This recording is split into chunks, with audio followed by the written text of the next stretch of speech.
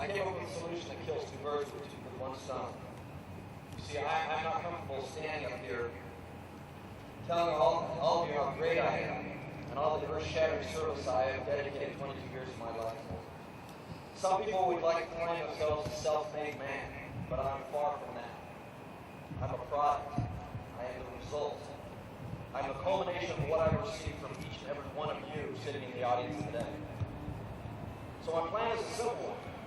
I don't want to stand here today and tell you of my greatness. I want to turn the focus around, and if you'll bear with me, allow me to point my finger at the actual characters of the passion play that has been my Marine Corps career.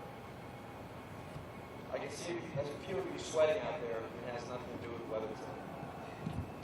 Right now, look to the left, to your left, and to your right. Each of you is sitting next to greatness. Soon you will understand why this is, and while I would like to cover each of you with death, please forgive me for breaking the cardinal rule of ceremonies for starting down that road. I could ramble until sunset, but to avoid you throwing heavy things at my head, I have done the best I could with those that are here today. How am I doing? Did I point out that she put up with me for 2 decades? Today I have my mother coming from Oklahoma, my father from Kansas, and my old brother coming from Seattle, Washington. They represent my life before I joined the Marine Corps. Please stand.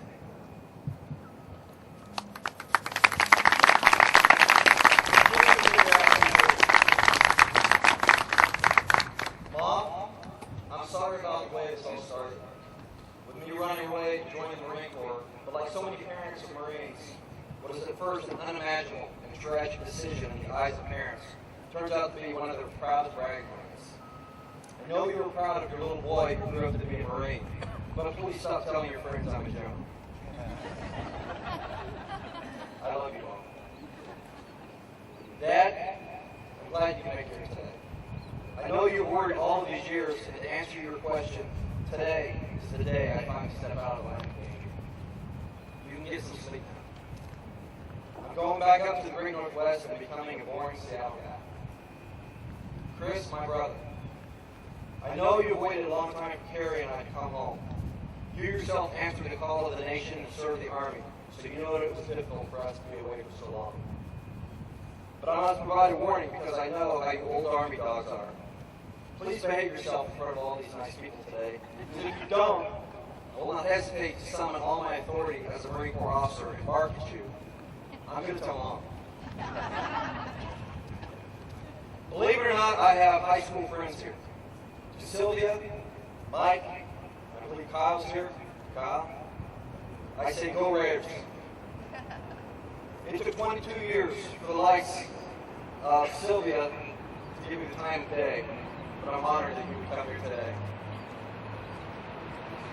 8,033 days. 8,033 days ago today, I was sitting in a dark bus,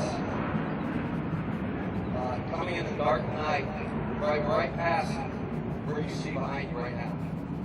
I was on my way to the famous Yellow Footprints to spend my first terrifying night here as a recruit. A couple of days later, I met a couple of men who would have a profound effect on the rest of my life. Not many people can be so lucky as to have their actual drill instructors attend their retirement ceremony 22 years later, but I am such a person. Ladies and gentlemen, I want to introduce to you Senior Drill Instructor Sergeant Major John Wirchis and Drill Instructor Master Sergeant Garcia.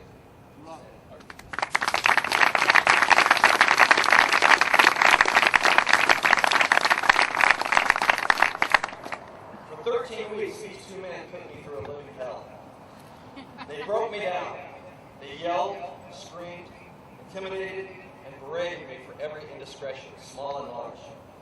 They woke me up early, ran me hard all day, and spit out the crumpled residue with my rack, with only the promise the next day to make him previous see my child's father. So now, as a major of Marines, you would think I could exact my revenge. I mean, I do outrank them according to the laws and regulations of the Uniform Code of Military Justice and the laws pertaining to the Armed Forces of the United States. So here's my chance. As I hang up the clock for the nation one last time, the opportunity is hand, right? You've got to be kidding me. If you think that I could ever do that, you have a bigger view of what these men represent to me.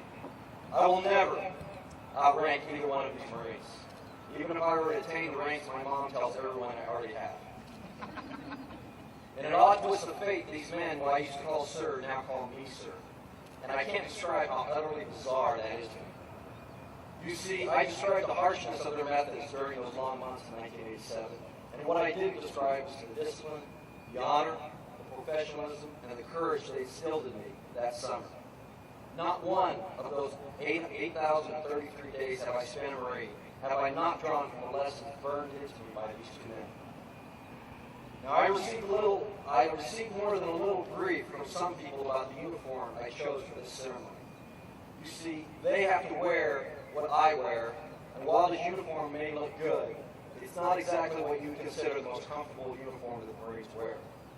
Add to that the fact that there was no recruit graduation today, and therefore everyone would normally wear the comfortable camis and you get a rather unpopular decision on my part.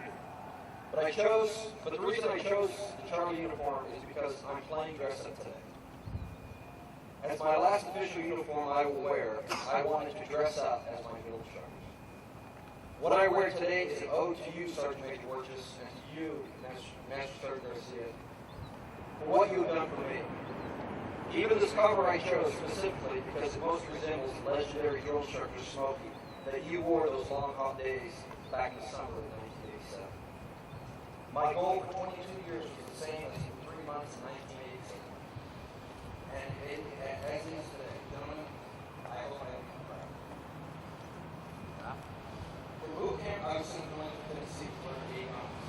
But other than getting gnawed on by the Sergeant Major each week for failing tests, the highlight of the tour was marrying my lovely wife who moved to Washington State. Live, he said that. Ladies and gentlemen, this is Kerry's father, my father-in-law from Seattle. I have one question for you from the perspective of a father of a beautiful young daughter myself. Cry me, man, you let her marry a Lance Corporal. What were you thinking? Well, I guess I can be thankful, but I seriously question your decision-making ability. After Millington, I was sent to Cherry Point to learn how to electrocute myself. And then it was on to Yuma where I fixed avionics for Harriers. When asked if I wanted to actually fly them, I always said, hell no, I know what really takes the long haul. Alex. Ladies and gentlemen, this is my son, Alex, who was born at this time during the pandemic. I danced in the doctor's office when I learned he was going to be a boy, and my pride has only grown ever since. I'm proud of the man who gave me time. Son, I still think it's an optical illusion to look taller than him. But no, we don't need to let it up. It's also during this time that I met my mentor, who taught me how to be an NCO. And I hated his guts from the first time I met him. But there's a small matter of him taking me to war and bringing me back alive and softened my attitude. Actually, the Sergeant of Marines became the greatest Marine I ever met, and it saddens me today that he cannot be here. But in a classic Shane Maxey fashion, he's fulfilling the commitment of taking a group of teenagers from his church youth group rafting together. Shane, you pushed me hard, and meeting you was one of the most fortuitous encounters of my entire life. My friend and my mentor, my friend,